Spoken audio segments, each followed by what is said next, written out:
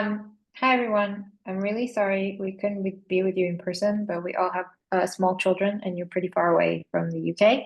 Um, we're happy to talk to you today about AI incident databases and what we can learn from them. So just generally speaking, if you have never heard about an AI harm repository, there's a few going around. And basically, they're a way to structurally document harms and incidents related to AI. The idea is sort of borrowed from other industries, specifically aviation has a pretty strong sort of collective learning success from from failure documentation and sort of the idea that safety is so important that it extends beyond like one company. So we are sharing our failures so everyone can learn and improve collective safety. But the idea, like the exact implementation of the aviation model is really difficult for AI because, of course, sort of there's a lot more nuance around failure outside technical implementation. And even when it comes to technical implementations, there's not been a very sort of sharing spirit, especially from big tech in terms of like what's been documented as potential failures. So in our analysis, we focus on specific data sets, which is called the Artificial Intelligence Incident Database, or for short, AIID. And there, sort of, it's open source, which means anyone can flag an incident, and an incident is defined as an alleged harm or near harm to people or property or even the environment where there's an AI system involved. Now, the way that it's collected is that each incident has a collection of news report and potentially other media, but it's mostly media reports that describe the event. It is maintained by volunteers and it's open source, so anyone can sort of submit an incident. And there has been, last I checked, over 1,000 incidents registered to date, and I think it's growing very rapidly. So what does an example incident look like? So what's been collected is every incident, there's like a description of the incident. So in this case, for example, ChatGPT hallucinated court cases, which the lawyer then presented in court.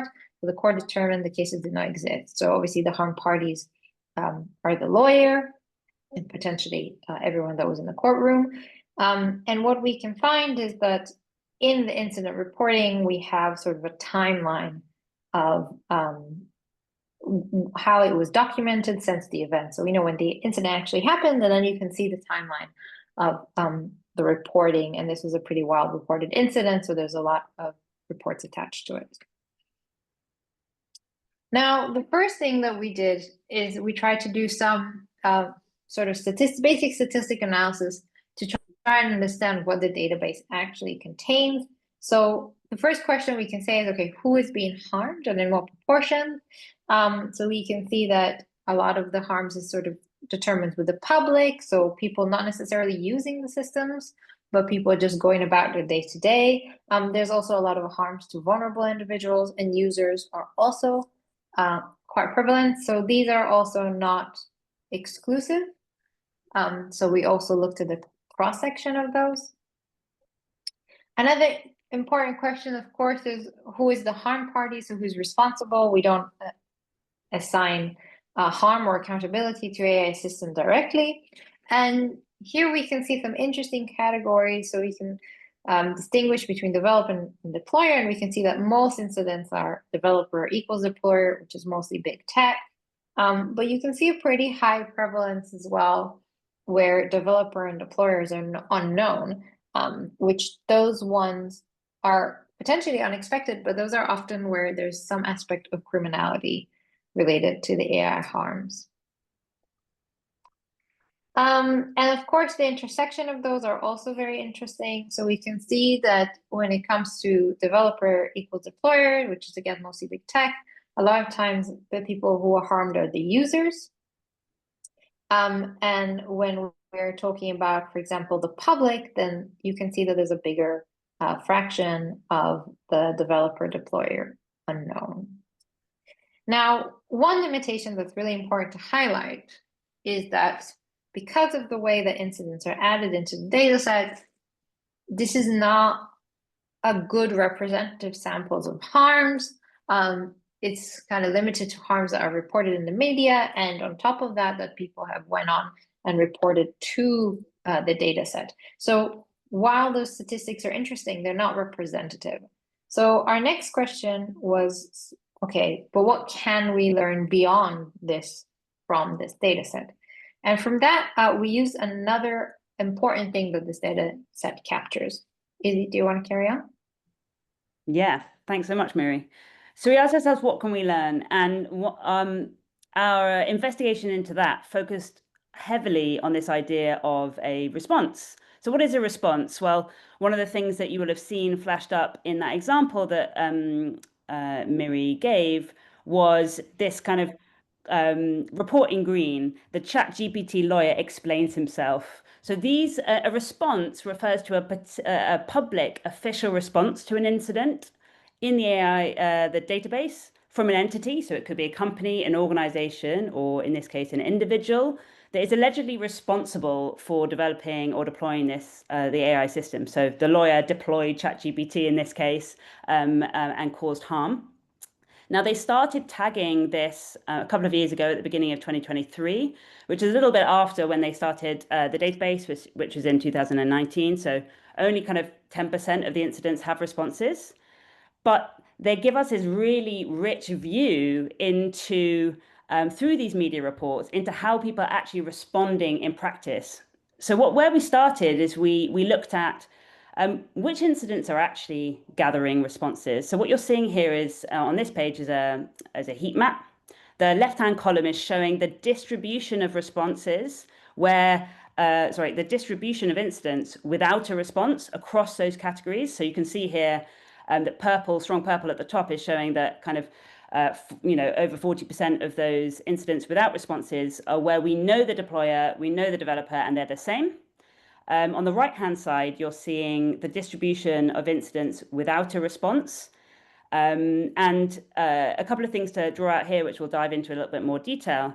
So while many of the incidents without response are where we know they're these big tech incidents, they actually represent less. They're less representative where there is a response. There are fewer responses in those cases.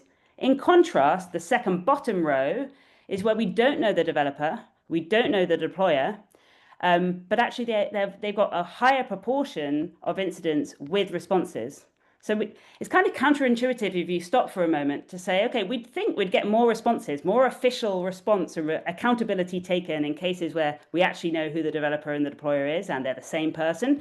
In contrast, we actually see a lot more where there are fewer. So we're just going to dive into how we looked in these sorts of categories. So we looked at, okay, so for all incidents where we know the developer and the deployer and they're the same, what are the typical sorts of incidents?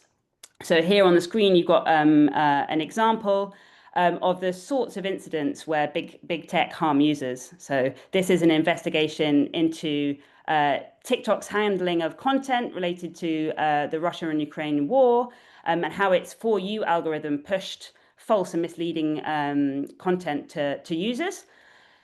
When we looked at the responses in these sorts of cases, there were very few responses. And the only places where we saw responses was where we had kind of top-down regulation. So on the left-hand bottom here, we're seeing Italian privacy regulator bans ChatGPT.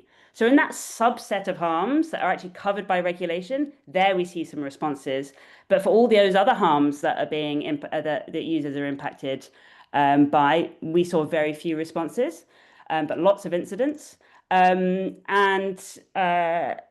If we look at the other case that I highlighted on the heat map, where we know neither the developer nor the deployer, we saw a lot more activity, a lot more response. And this kind of really found that in these cases, there tended to be a lot of controversy. So one of the typical use cases we found here was where you have deep fake pornography.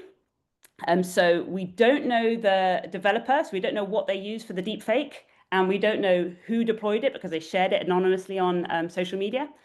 And here on this screen, a number of different responses. So the high schooler calls for AI regulation, the Westfield parents demand action, the police are investigating. So we found that in these cases where there's no one that could be found accountable, there was a lot of activity. So what we're trying to show here is that kind of while we don't get into that deep kind of technical implementation about what we should do differently to avoid harm, we're able to get a kind of a rich amount of information from this database. So what were some of the findings that we found from analyzing these responses?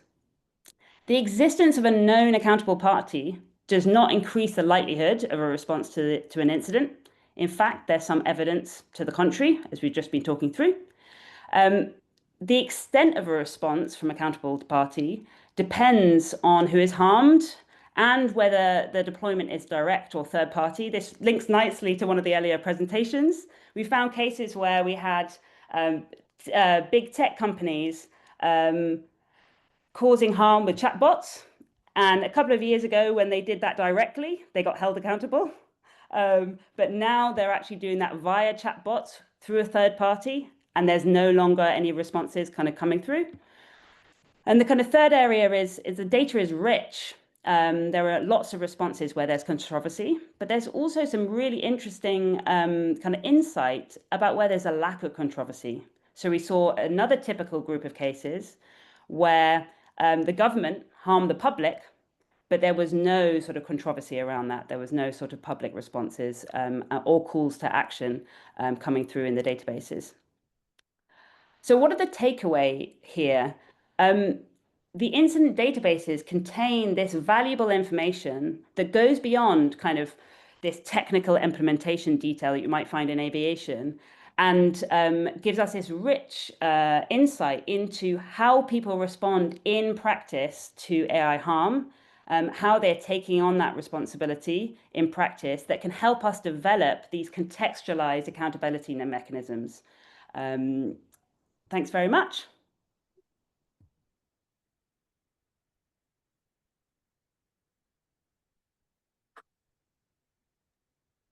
Thank you. We're happy to take questions.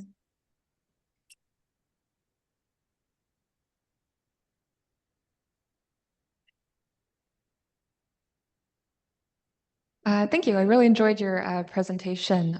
I had a question, I think, when it comes to the effect of geography, I guess, and how you guys are analyzing this.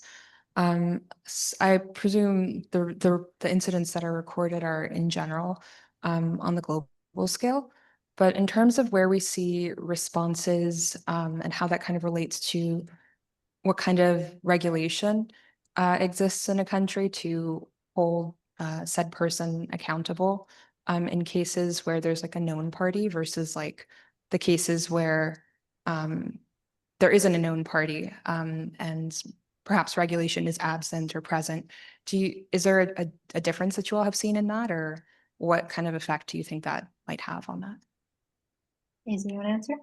Yeah, sure. I think it's a really good question. We looked at geography and just following on the point that Miri said, definitely the database is not representative at the moment of incidents from across the world, but there were various cases where you could see in different countries specific types of typical incident and where there were regulations in that place. And I think even if the underlying incidents are not representative globally, you could take inspiration from how accountability was enacted in practice in that one place and say, oh, that's interesting.